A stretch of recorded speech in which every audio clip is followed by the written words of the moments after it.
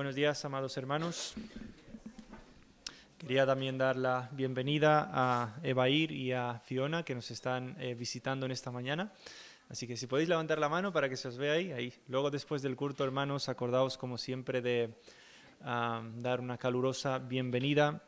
Y como dice el Señor, recibíos los unos a los otros.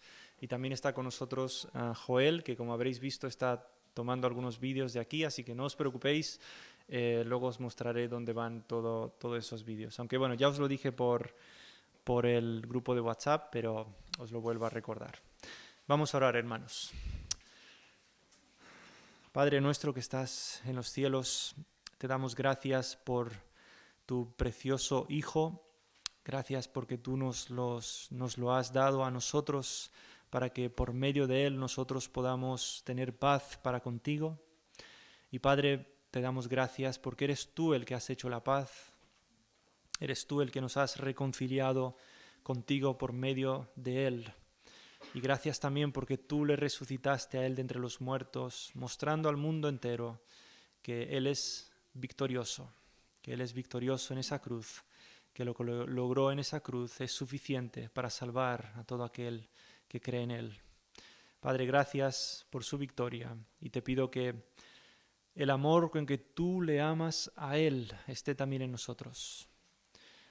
Ayúdanos, queremos amarle, queremos mirarle a Él y no solamente eso, queremos también vivir nuestras vidas para Él.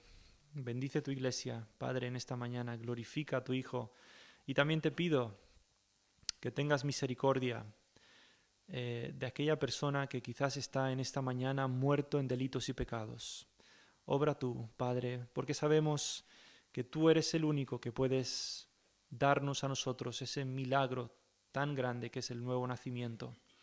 Obra tú y muéstrale al Hijo. Quita tú esas tinieblas en las cuales se encuentra, esa mente entenebrecida, Padre, y muéstrale tú la preciosura de Cristo. En el nombre de Jesucristo te pedimos. Amén. Hermanos, seguimos con nuestro estudio de Romanos.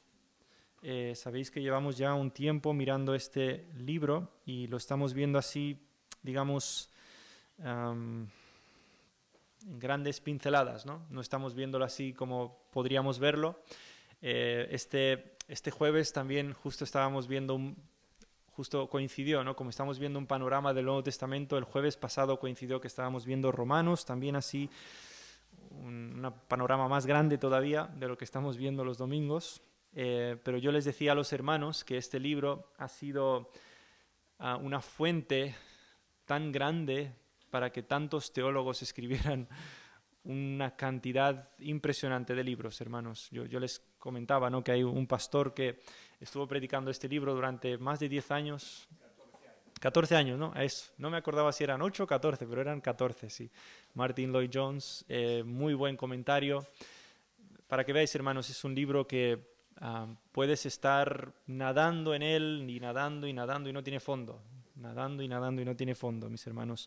Y es quizás uno de los libros más usados por el Señor para traer a la vida a aquellos que están muertos en delitos y pecados por su claridad, ¿no?, de cómo expone todas las verdades fundamentales del cristianismo, todas las verdades fundamentales que todo ser humano debe saber acerca de sí mismo y acerca de Dios.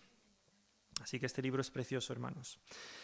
Hace alrededor de 2000 años vivió un hombre que algunos llamaban Saulo de Tarso y otros simplemente, a ver, ¿alguien lo sabe? Pablo, ¿verdad?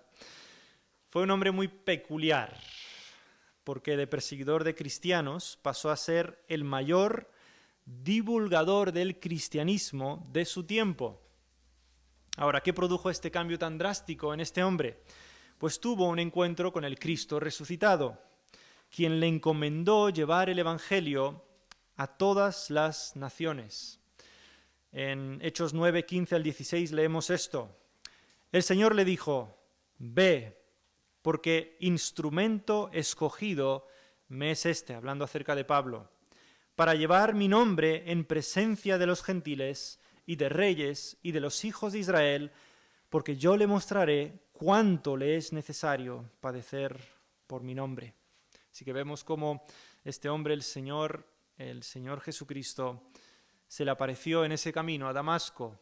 Tenía una misión yendo a Damasco. ¿Os acordáis de esa misión? ¿Cuál era? Era una mala misión. Quería ir a perseguir a cristianos hasta el punto de meterles en la cárcel, maltratarles y tantas otras cosas. Pero vemos cómo el Señor Jesucristo se le aparece y cambia la vida drásticamente a este hombre. Y permitidme aquí un paréntesis, lo único que puede cambiar la vida de una persona es si tiene un encuentro con este Cristo resucitado. No hay otra manera de que una persona pueda cambiar, no hay otra manera. Tienes que conocer personalmente al Señor Jesucristo, de otra manera jamás tu vida podrá cambiar. Y una vez que has tenido ese encuentro con el Señor Jesucristo, te aseguro que tu vida ha cambiado. Ha dado un giro de 180 grados totalmente y tu vida ha cambiado. Ahora, si te preguntas en qué consistía el trabajo de Pablo, pues Romanos 15 del 14 al 33 nos da la respuesta. Y su trabajo consistía en algo muy simple: ministrar el Evangelio. Ministrar el Evangelio. Vamos a leer Romanos 15 del 14 al 33, por favor. Si podéis acompañarme en vuestras Biblias, Romanos 15, 14 al 33. Dice la palabra de Dios: Pero estoy seguro de vosotros, hermanos míos, de que vosotros mismos estáis llenos de bondad, llenos de todo conocimiento, de tal manera que podéis amonestaros los unos a los otros. Mas os he escrito, hermanos, en parte con atrevimiento, como para haceros recordar, por la gracia que de Dios me es dada para ser ministro de Jesucristo a los gentiles, ministrando el Evangelio de Dios, para que los gentiles les sean ofrenda agradable, santificada por el Espíritu Santo. Tengo, pues, de qué gloriarme en Cristo Jesús en lo que a Dios se refiere. Porque no osaría hablar sino de lo que Cristo ha hecho por medio de mí para la obediencia de los gentiles, con la palabra y con las obras, con potencia de señales y prodigios, en el poder del Espíritu de Dios, de manera que desde Jerusalén y por los alrededores hasta Ilírico, todo lo he llenado del Evangelio de Cristo. Y de esta manera me esforcé a predicar el Evangelio, no donde Cristo ya hubiese sido nombrado, para no edificar sobre fundamento ajeno, sino, como está escrito, aquellos a quienes nunca les fue anunciado acerca de él verán, y los que nunca han oído de él entenderán. Por esta causa me he visto impedido muchas veces de ir a vosotros.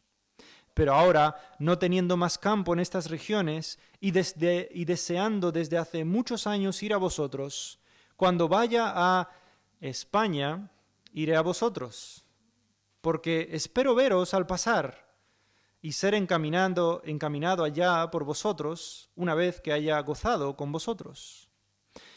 Mas ahora voy a Jerusalén para ministrar a los santos, porque Macedonia y Acaya tuvieron a bien hacer una ofrenda para los pobres que hay entre los santos que están en Jerusalén.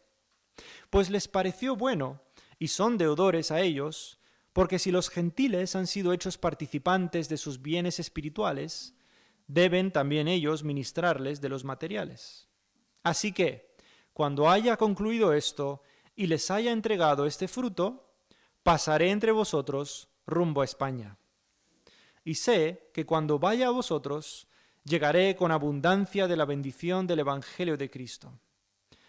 Pero os ruego, hermanos, por nuestro Señor Jesucristo y por el amor del Espíritu, que me ayudéis orando por mí a Dios, para que sea librado de los rebeldes que están en Judea, y que la ofrenda de mi servicio a los santos en Jerusalén sea acepta, para que con gozo llegue a vosotros por la voluntad de Dios, y que sea recreado juntamente con vosotros. Y el Dios de paz sea con todos vosotros. Amén. Quisiera que en esta mañana aprendamos acerca del ministerio de Pablo para que nosotros mismos entendamos también en qué consiste nuestro ministerio, en qué consiste nuestro trabajo como cristianos. Pero antes de eso, vamos a responder a esta pregunta. ¿Qué hacía Pablo? ¿Qué hacía Pablo? Vemos en los versículos 16 lo siguiente, vuelvo a leerlos. Dice, mas os he escrito, hermanos, en parte con atrevimiento, como para haceros recordar, por la gracia que de Dios me es dada, para ser ministro de Jesucristo a los gentiles, y ahí la clave es esta, ministrando el Evangelio de Dios, para que los gentiles le sean ofrenda agradable, santificada por el Espíritu Santo. Según el versículo 16, el trabajo al cual le había llamado Dios a Pablo consistía en ministrar el Evangelio. Ahora, ¿qué significa ministrar el Evangelio? Bueno, para entenderlo es necesario saber que la palabra que se traduce por ministrando es la palabra griega, bueno, no sé mucho de griego, pero bueno, hierurgeo, que literalmente significa ser un trabajador del templo. Ser un trabajador del templo. Lo que Pablo está diciendo aquí es que él está viéndose a sí mismo como un sacerdote del Antiguo Testamento que trabajaba en el templo. Él se ve a sí mismo como un sacerdote, como si estuviera trabajando en el templo, pero a diferencia de esos sacerdotes que ministraban o servían con ofrendas y sacrificios a Dios, Pablo ministra y sirve con el Evangelio de Dios. Los sacerdotes servían con sacrificios, Pablo sirve con el Evangelio de Dios. Ahora, la ofrenda que ofrecía Pablo eran los gentiles que habían sido cambiados por el Evangelio que Pablo ministraba entre ellos. Por eso dice ahí el texto, ministrando el Evangelio de Dios para que los gentiles les sean ¿qué? Ofrenda agradable a Dios, santificada por el Espíritu Santo. En otras palabras, Dios le dio a Pablo el Evangelio y él debía usar el Evangelio para presentar a los gentiles a Dios como ofrendas agradables a Dios. Por eso le dio Dios el Evangelio, para usarlo como un medio para traer a Dios ciertas ofrendas, pero no de sacrificios o de tantas otras cosas que tenían que traer en el templo, sino Pablo usaba el Evangelio para traer personas a Dios como ofrendas a Dios. Por tanto, el medio que Pablo usaba para presentar a los gentiles como ofrenda a Dios era ¿qué? El Evangelio. Por eso él ministraba el Evangelio y por medio del Evangelio presentaba a las personas a Dios como ofrendas agradables. Ahora, hermanos, nosotros, al igual que Pablo, ¿sabéis cómo se nos llama en el Nuevo Testamento? Sacerdotes. Tú dirás, espérate, ¿cómo que sacerdotes? ¿Los sacerdotes han acabado? Sí, han acabado en el sentido del Antiguo Testamento, pero sigue habiendo sacerdotes, solo que ahora se ha ampliado el sacerdocio y ahora todo creyente es un sacerdote delante de Dios. Eso es lo que vemos en 1 de Pedro capítulo 2, ahí se nos dice claramente, mas vosotros sois pueblo santo adquirido por Dios, nación santa, ¿no? Bueno, lo estoy parafraseando, pero en ese texto claramente aprendemos que somos sacerdotes. Pero otro texto también, el Señor nos dice en 2 Corintios capítulo 4, versículo 7, dice, pero tenemos este tesoro en vasos de barro. Y según el contexto, el tesoro al cual se está refiriendo es el Evangelio. Pablo tenía el Evangelio, ¿y qué debía hacer con el Evangelio? Presentar a las personas como ofrendas a Dios. Nosotros también tenemos este Evangelio, dicen, vasos de barro, para que hagamos ¿qué con el Evangelio? Lo mismo que Pablo, presentar a Dios ofrendas de personas que confiesen su nombre. A cada creyente se le ha encomendado el Evangelio, a cada creyente, y debemos ministrarlo para que por medio de él las personas vengan a Dios como ofrendas agradables y santificadas. Por eso me gustaría centrarme en la manera en cómo debemos ministrar el Evangelio, porque según el texto hay varias maneras por medio de las cuales podemos ministrar este Evangelio. Fijaros los versículos 14 y 15, hermanos. Romanos 15, 14 y 15. Dice, pero estoy seguro de vosotros, hermanos míos, de que vosotros mismos estáis llenos de bondad, llenos de todo conocimiento, de tal manera que podéis amonestaros los unos a los otros. Mas os he escrito, hermanos, en parte con atrevimiento, como para haceros recordar. En estos versículos Pablo se dirige a los romanos y les dice el por qué les ha escrito. ¿Por qué ha escrito Pablo toda esta carta a los romanos? Lo dice aquí. Él les ha escrito todo lo que les ha escrito como para hacerles recordar. Por eso les ha escrito todo esto. Ahora, ¿qué es lo que les quiere recordar? Pues el Evangelio que está ministrando, eso es lo que él les quiere recordar. Es por esto que la carta a los romanos es la exposición más clara del Evangelio jamás escrita. Pablo escribe esta carta para hacerles recordar el Evangelio. Ahora, un momento, ¿no conocían ellos el Evangelio? ¿Lo conocían o no? Sí, claro que lo conocían. En el versículo 14, Pablo mismo dice que está seguro de ellos, de que están llenos de ¿qué? De toda bondad, están llenos de todo conocimiento. Ellos ya conocían el Evangelio. Pablo sabía que ellos eran capaces de instruirse el uno al otro por ellos mismos. Pablo sabía eso. Sabían que tenían bondad, sabían que tenían conocimiento, conocían el Evangelio, lo conocían bastante bien. Y Pablo estaba seguro de eso. Sin embargo, les escribe para hacerles recordar lo mismo. Les escribe, aunque ellos ya sabían el Evangelio, les escribe para hacerles recordar este Evangelio. Y esto, hermanos, nos demuestra claramente que el Evangelio es algo que debemos recordar. No una vez, sino constantemente, día a día, aunque ya lo sepamos. Día a día debemos recordar que Dios justifica a los impíos. Día a día necesitamos recordar que Dios nos ha aceptado como hijos suyos por pura misericordia. Dios es el que se encargará de acabar en nosotros lo que empezó en mis hermanos. Nada nos puede separar del amor de Dios que es en Cristo Jesús. Estas verdades necesitamos recordarlas constantemente. Recordar constantemente que si no es por la pura misericordia de Dios, tú y yo no estaríamos aquí en esta mañana alabando y glorificando a Dios. Necesitamos recordar eso constantemente. Cada vez que miramos las noticias y vemos tantas cosas que pasan en este mundo y que nos hacen llorar, nos hacen estar tristes y que muchas veces incluso nos airan y decimos, pero ¿cómo esta persona es capaz de hacer eso? Hermano, recuerda que tú estarías en la misma situación si no fuera por el Evangelio. Por eso necesitas constantemente recordar el Evangelio, para que, como dice Pablo en Tito, para que tú puedas ser capaz de mostrar a todo hombre toda mansedumbre. Si tú no recuerdas el Evangelio, si tú no recuerdas lo que Dios ha hecho por ti, no vas a ser capaz de mostrar toda mansedumbre para con todos los hombres, sino que vas a ser un fariseo, un legalista, vas a ir por la vida diciendo, no, yo soy mejor que los demás. Vas a ser, ¿os acordáis, mis hermanos, de esos dos que subieron al templo? Ese publicano y ese fariseo subieron los dos al templo y el fariseo estaba ahí dando gracias a Dios, yo no soy como los demás hombres. Y el publicano, Dios, sé propicio a mí, pecador.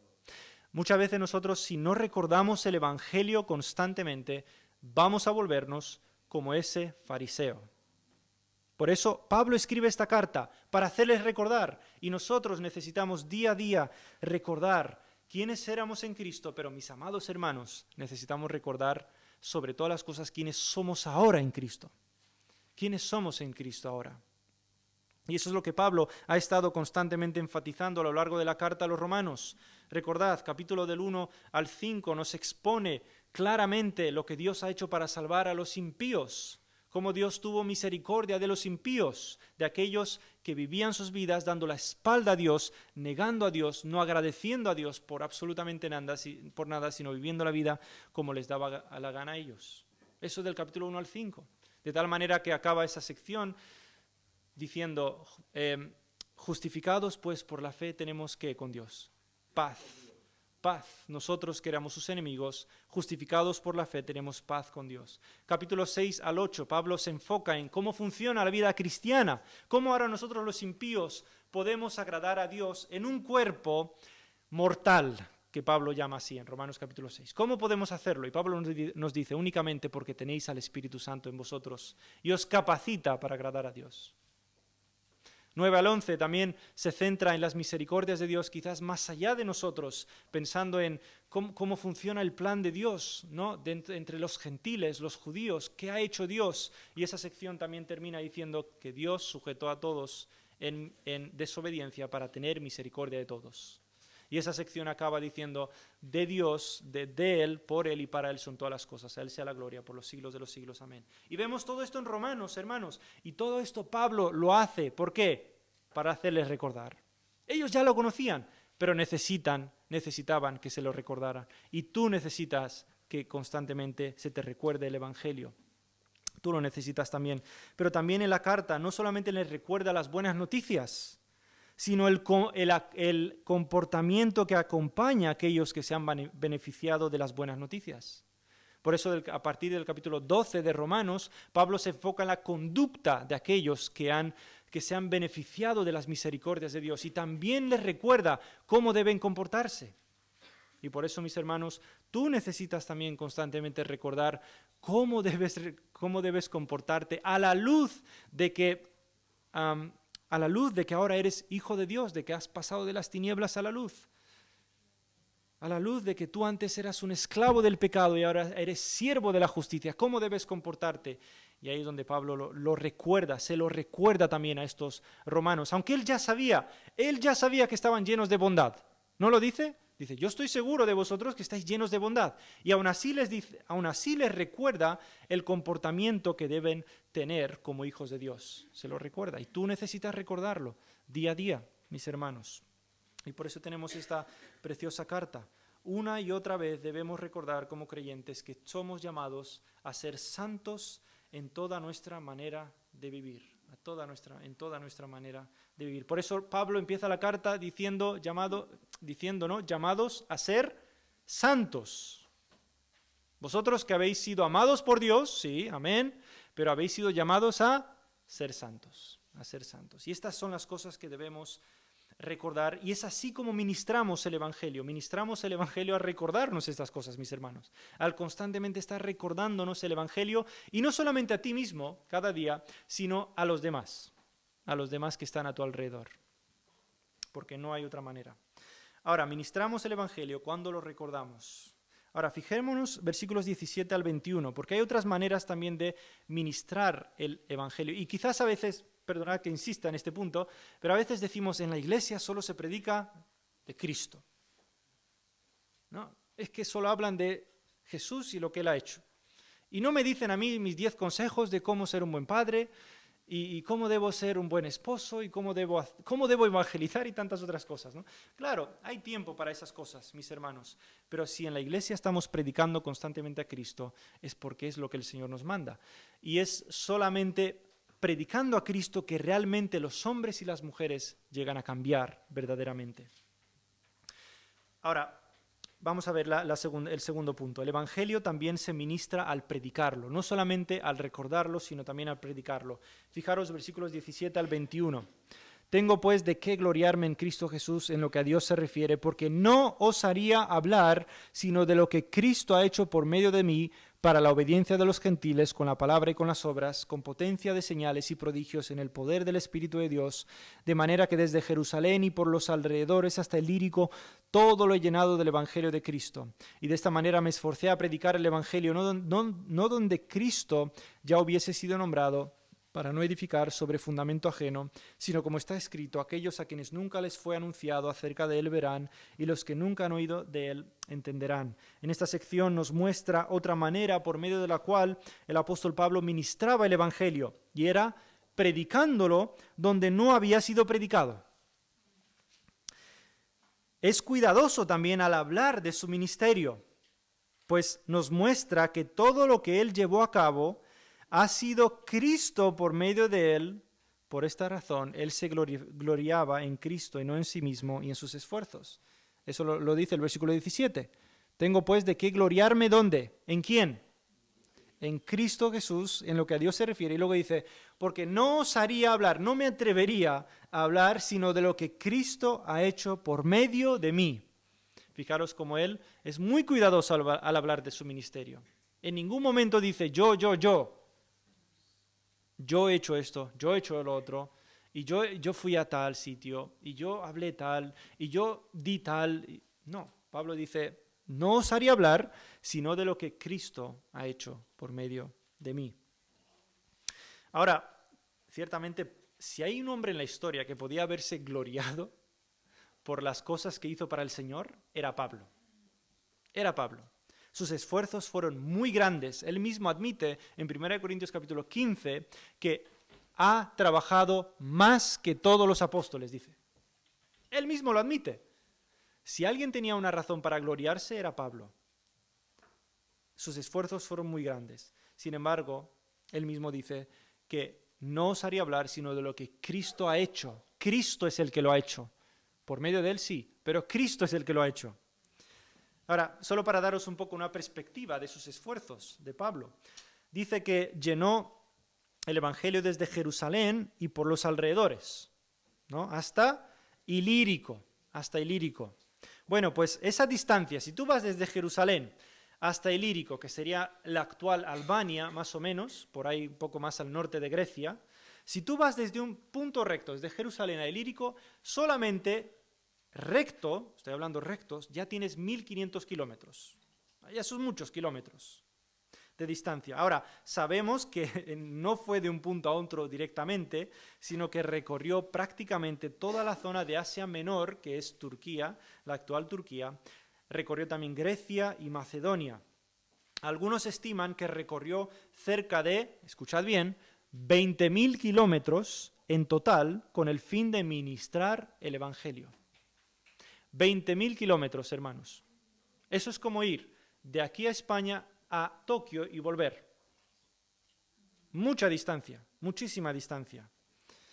Y recordad que en su tiempo no había ¿qué? No había aviones, no había trenes, no había coches, creo que ni bicis. No había bicis, y si había, pues seguramente el diseño no era muy bueno. No había medios de transporte tan cómodos como nosotros hoy en día. La manera en cómo se viajaba en esos días era tus pies, y en burro, caballo, y me imagino alguno camello y tantas cosas de estas, ¿no? No tenían los medios de transporte que tenemos hoy en día. Pero aún así vemos que fue el que más se esforzó.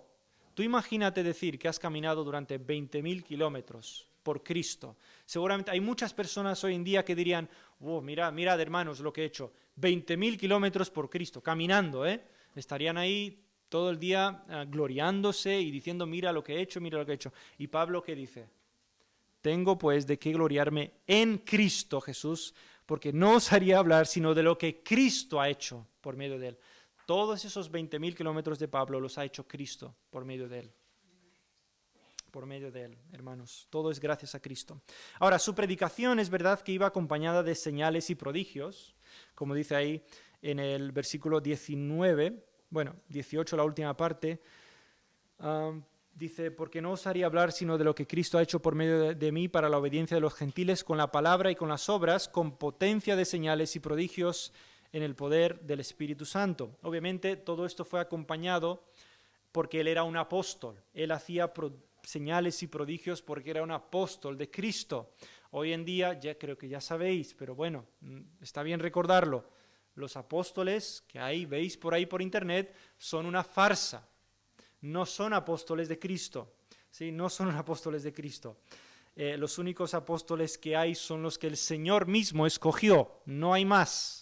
Así que a menos que las personas que hoy en día se llamen apóstoles, a menos que a esas personas se les haya aparecido Cristo directamente resucitado, no son apóstoles, por mucho que ellos quieran serlo. Ahora, esos milagros que acompañaban a la predicación de Pablo, servían como una demostración de que la predicación de Pablo era verdadera. Era una demostración para decir a las personas, escuchad lo que Pablo dice, porque es verdadero. ¿Y cómo sabemos que es verdadero? Porque Pablo está haciendo señales y milagros y prodigios. Por eso lo sabemos. Ahora, hermanos, nosotros, al igual que Pablo, debemos también ministrar el Evangelio al predicarlo a los que no lo han oído. Recordad que lo que Pablo hizo en estos 20.000 kilómetros fue ministrar el Evangelio. Ministrar el Evangelio. Nosotros, al igual que Pablo, debemos también ministrar el Evangelio en los lugares donde no lo han oído. Ahora, a pesar de que vivimos aquí en España, en un país supuestamente alcanzado por el Evangelio, hay millones de personas en este mismo país que no tienen ni idea de lo que es el Evangelio. Ni idea. Y cada vez más, porque por desgracia ya los padres que enseñan la Biblia a sus hijos escasean demasiado. Y como no hay padres que enseñan a sus hijos, los hijos se crían sin este tipo de educación cristiana, y es lo que vemos en nuestro tiempo. Incluso cosas tan básicas como preguntar a un niño, pues, ¿qué es la Biblia? Ni te saben decir qué es eso. Y vemos, hermanos, que a pesar de ser un país que supuestamente es alcanzado por el Evangelio, millones de personas no tienen ni idea de lo que es el Evangelio. Nuestra tarea como iglesia es predicarlo. Ahora, también hay muchísimos lugares en el mundo donde el Evangelio todavía no ha llegado. Hay muchísimos, hermanos. Muchísimos lugares donde el Evangelio no ha llegado. Y nosotros debemos ministrar el Evangelio al llevar este Evangelio a esos lugares donde no se ha oído el Evangelio. En Isaías 52:15, que es lo que leímos en la lectura bíblica, leemos esto. Así asombrará él a muchas naciones. Los reyes, esto es una promesa de Dios, los reyes cerrarán ante él la boca, porque verán lo que nunca les fue contado y entenderán lo que jamás habían oído. Esta es la promesa, hermanos, que impulsaba Pablo. Por eso él dice ahí, versículo 20, y de esta manera me esforcé a predicar el Evangelio, no donde Cristo ya hubiese sido nombrado, para no edificar sobre fundamento ajeno, sino dice, como está escrito, y cita Isaías 52:15, aquellos a quienes nunca les fue anunciado acerca de él, ¿qué dice? Verán, es una promesa de Dios, y los que nunca han oído de él, entenderán. Dios prometió en el Antiguo Testamento que las naciones mismas escucharán, verán acerca de las verdades del Evangelio, entenderán esas verdades. Es una promesa de Dios, y era lo que a Pablo le impulsaba el ir a esos lugares. Porque tú puedes pensar, espérate, ¿cómo voy a ir yo a un lugar donde nunca se ha predicado el Evangelio? ¿Cómo voy a ir yo a un lugar donde es totalmente ajeno a la Biblia? Dirás eso. Pues esta es la promesa a la cual debes aferrarte. El Señor dice, tú ve y yo me encargo de lo demás. Ellos ya entenderán porque yo me voy a encargar de eso. Esa es la promesa que sostenía esta labor misionera del apóstol Pablo. Él entendía, entenderán, ellos verán porque Dios mismo lo ha prometido. Ahora mi labor es anunciar este evangelio y ya Dios se encargará de transformar a esas naciones. Él se encargará. Entonces, hermanos, ministramos el evangelio también cuando lo predicamos. El evangelio debe ser predicado. Ahora, también ministramos el Evangelio cuando servimos. Fijaros, versículos 22 al 29. Por esta causa me he visto impedido muchas veces de ir a vosotros, pero ahora, no teniendo más campo en estas regiones y deseando desde hace muchos años ir a vosotros, cuando vaya a España iré a vosotros, porque espero veros al pasar y ser encaminado allá por vosotros una vez que haya gozado con vosotros.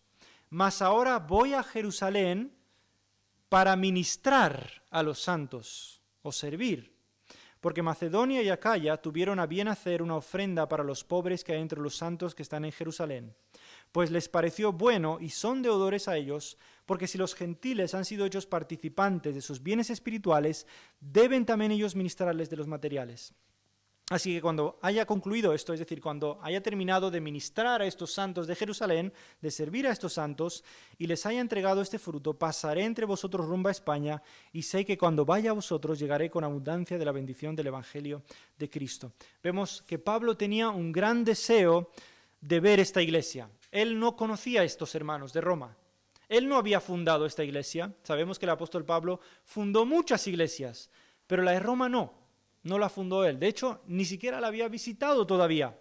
Y vemos como él aquí, ya en el capítulo 1, nos expuso ese deseo que él tenía de ir a verla, pero vemos como aquí lo repite y les explica las razones. Les explica qué es lo que le había impedido ir a Roma. ¿Qué le impidió ir a Roma? Su labor misionera. Le impidió ir a Roma porque tenía mucho campo donde predicar el Evangelio. Ahora, afirma aquí que ya ha cubierto todo ese campo con el Evangelio y como ya lo ha cubierto todo, está listo para ir a visitarles. La misma visita a ellos era parte. Ahora, fijaros, no solamente quería visitarles por visitarles, obviamente quería ser de bendición para ellos, pero Pablo quería visitarles para para empezar donde ellos y seguir hacia dónde? Hacia España. Hacia España. Es interesante que España es uno de los pocos países que se nombran, ¿no?, en el Nuevo Testamento. España es uno de ellos, que en ese tiempo se llamaba Hispania, obviamente, según el Imperio Romano, ¿no? Pero vemos cómo la visita a ellos era parte de seguir con su plan misionero de llevar el Evangelio hasta lo último del Imperio Romano. Y hasta lo último era en ese momento España.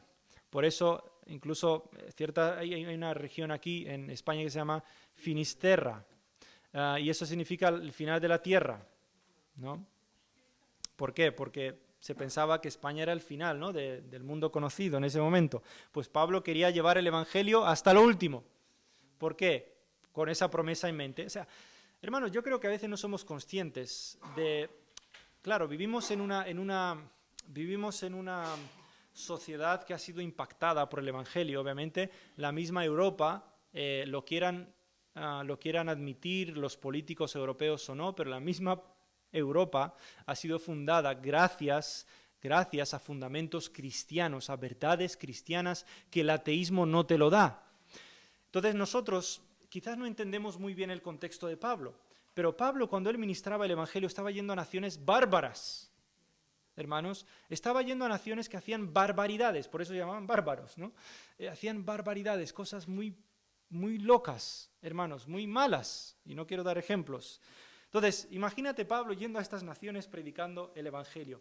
¿Cómo puedes ir? Pues lo único que les sostenía era esa promesa de Dios que verán y entenderán. Por eso él quería llegar incluso hasta España misma, hacia España misma.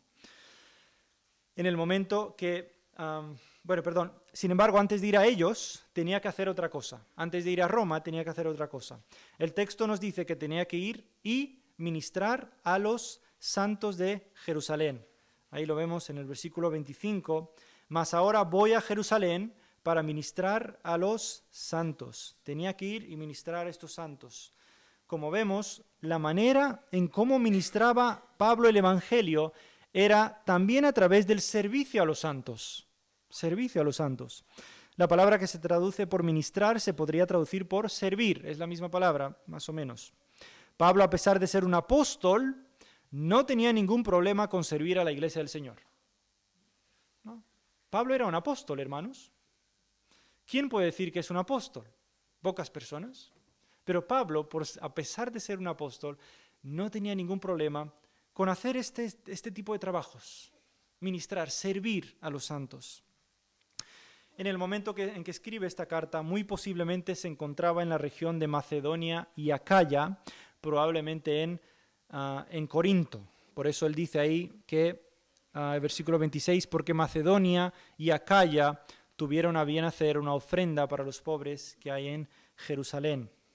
Ahora, su servicio a los santos de Jerusalén consistía en llevarles una ofrenda de parte de los de Macedonia y Acaya. En eso consistía su servicio, ir a Jerusalén y darles una ofrenda de parte de estos hermanos. Ahora, esta ofrenda mostraría la unidad de la iglesia entre judíos y gentiles. Es lo que mostraría. Nosotros, al igual que Pablo, ministramos el Evangelio a través de nuestro servicio. ¿Sabías eso? Muchas veces ciertas disputas entre hermanos se arreglarían y por tanto andaríamos en la verdad del Evangelio si nos sirviéramos los unos a los otros. Muchas disputas se acabarían. Muchas. Pensad en Hechos 6, del 1 al 6. Fijaros, escuchad. En aquellos días, como creciera el número de los discípulos, hubo murmuración de los griegos contra los hebreos. Aquí están, peleándose. Griegos y hebreos. Claro. Mundos diferentes, griegos y hebreos. ¿Y cuál era la disputa entre ellos? Bueno, dice, de que las viudas de aquellos, es decir, de los griegos, eran desatendidas en la distribución diaria. Estaban desatendiendo a las griegas y a las viudas de los griegos. Entonces los 12 convocaron a la multitud de los discípulos y dijeron, no es justo que nosotros dejemos la palabra de Dios para servir a las mesas. Buscad pues, hermanos, de entre vosotros a 7 varones de buen testimonio, llenos del Espíritu Santo y de sabiduría, a quienes encarguemos de este trabajo. y nosotros persistiremos en la oración y en el ministerio de la palabra. Agradó la propuesta a toda la multitud y eligieron, etcétera, 7 nombres, ¿no? Vosotros lo podéis leer luego en vuestras Biblias, versículo 6, a los cuales presentaron ante los apóstoles, quienes orando les impusieron las manos. Hermanos, el servicio de estos 7 hombres en Hechos ministró el Evangelio, ya que el Evangelio estaba siendo corrompido por medio de una mala conducta entre los judíos y gentiles. Estaba siendo corrompido, no estaban mostrando la unidad de la iglesia y se estaban peleando. Pues llegaron estos 7 hombres y ministraron el Evangelio. Por medio de su servicio mostraron, más bien protegieron la unidad de la iglesia por medio de su servicio. El servicio acabó con la disputa y por tanto preservó la verdad del Evangelio. Hermanos, nosotros también podemos de muchas maneras ministrar el Evangelio al servirnos los unos a los otros, al servirnos. Cada vez que hay disputas por causa de nuestra carne, y las hay y las seguirá habiendo, y eso es algo que debes acostumbrarte ya a pensar. Vivimos en un cuerpo mortal que todavía sigue experimentando las consecuencias de la caída de nuestros primeros padres. Seguimos en este cuerpo y por causa de eso seguirán habiendo disputas en la iglesia.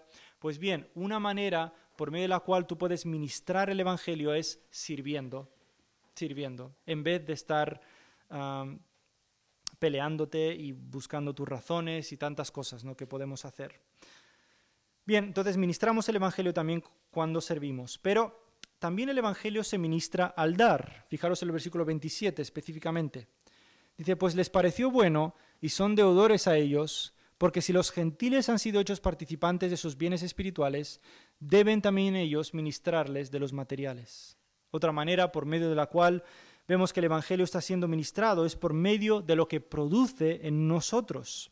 ¿Qué es lo que produce en nosotros el Evangelio? Corazones dadivosos. Corazones dadivosos. Fijaros que los creyentes de Macedonia y Acaya eran muy diferentes a los creyentes de Jerusalén. Muy diferentes. Eran mundos opuestos. Judíos y gentiles, mundos muy opuestos.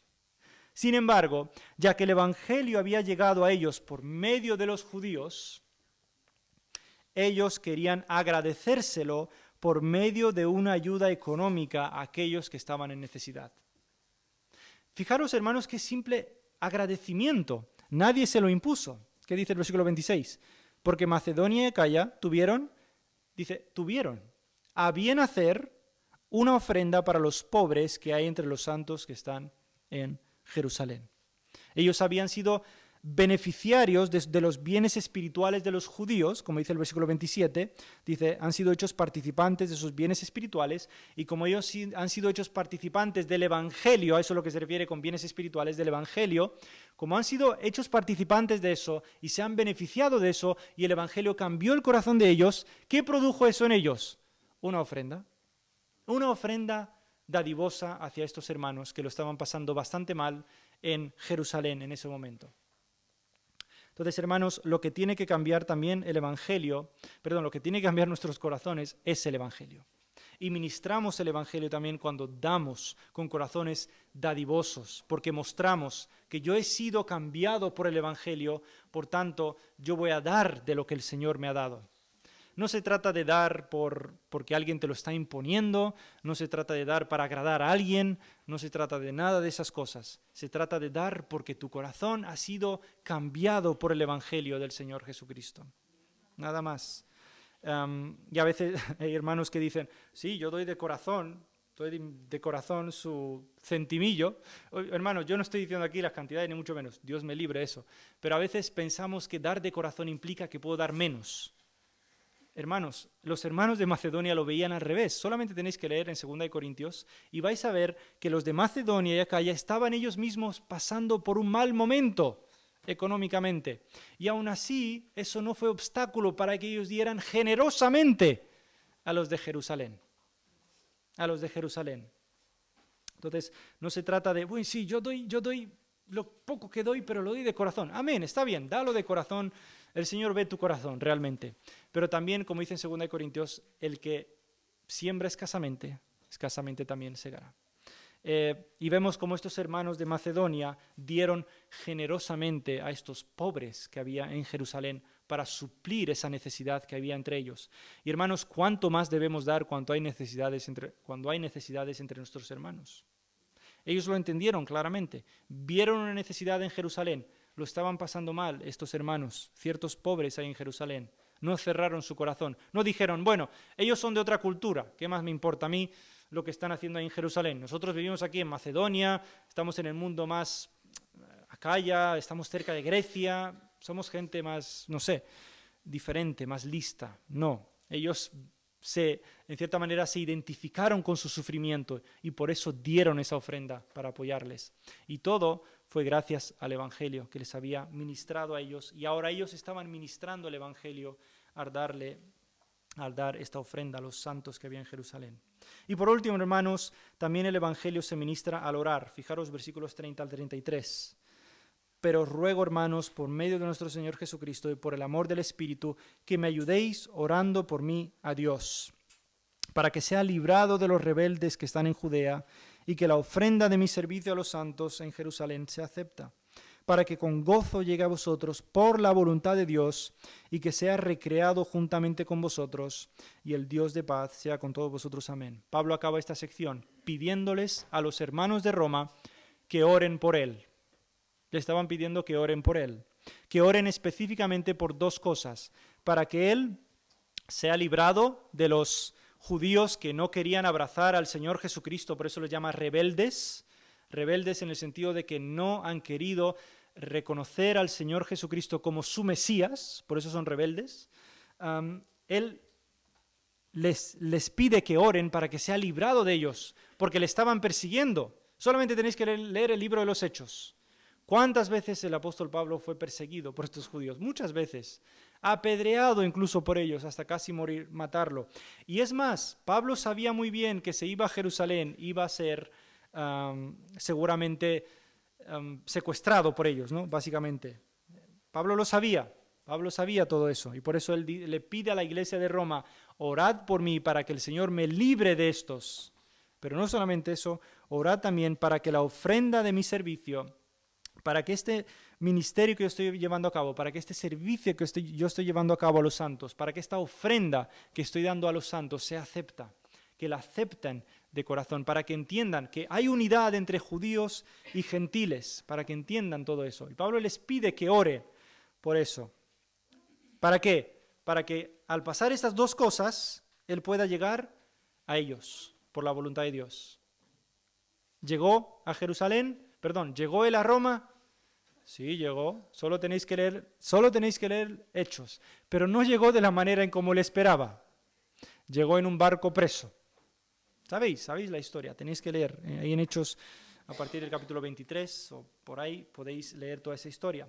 Y vemos cómo él llegó, pero llegó según la voluntad de Dios. No a su manera, sino según la voluntad de Dios. Pero llegó a Roma, hermanos, de tal manera que el libro de los Hechos termina con Pablo en Roma predicando el Evangelio. Y lo vemos. Que si llegó a España, eso ya no lo sabemos. Algunos dicen que sí, otros dicen que no. No sabemos porque no está registrado en las Escrituras. Es posible que sí, pero no podemos decirlo a ciencia cierta. Lo que está claro es que llegó a Roma, pero llegó según la voluntad de Dios. Y fijaros, hermanos, que nosotros muchas veces oramos y las cosas no son como nosotros queremos. Y lo vemos aquí claramente. Pablo les dice: orad por mí para que llegue a vosotros con gozo, ¿no? Y Dios dice: sí, vas a llegar a Roma, pero no como tú crees.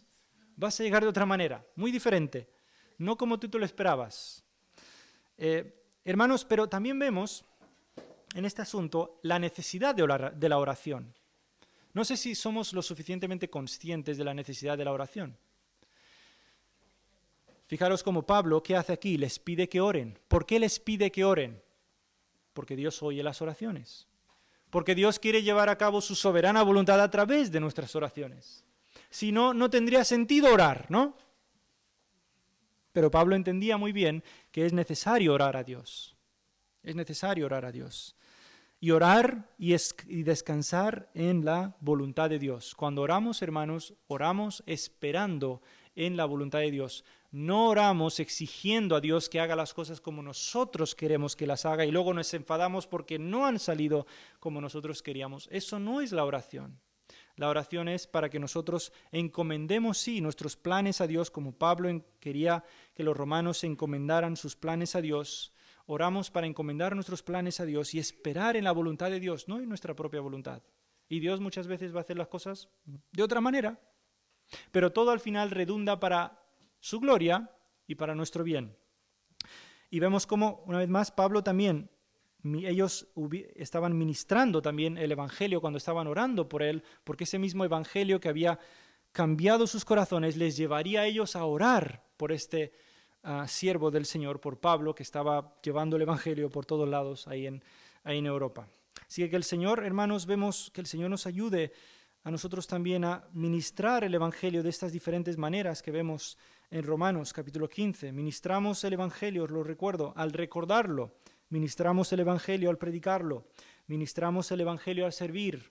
Ministramos el Evangelio también al dar. Y ministramos el Evangelio al orar por otros. Quizás no estás predicando, pero puedes orar por aquellos que están predicando, ¿verdad? Quizás no estás yendo a otro sitio, pero puedes orar por aquellos que están llevando este Evangelio y predicándolo en sitios donde todavía no se ha predicado. Ora por ellos, ora confiado en que Dios oye tus oraciones y Dios mismo llevará a cabo su plan a su manera, en su tiempo y como Él quiera, ¿no? Y que el Señor nos ayude y nos bendiga, hermanos. Amén. Padre nuestro que estás en los cielos, te damos gracias por tu palabra.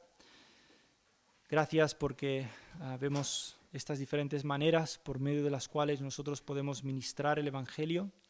Y te pido que nos ayudes tú, nos ayudes a tener el Evangelio como central en nuestras vidas. Y fortalécenos, Padre, primeramente ayúdanos a recordarlo, pero ayúdanos también a saber predicarlo a otros que no lo han oído. Ayúdanos a servir también, ayúdanos a dar y ayúdanos también a orar, Padre. Te lo pedimos todo esto en el nombre de Jesucristo. Amén.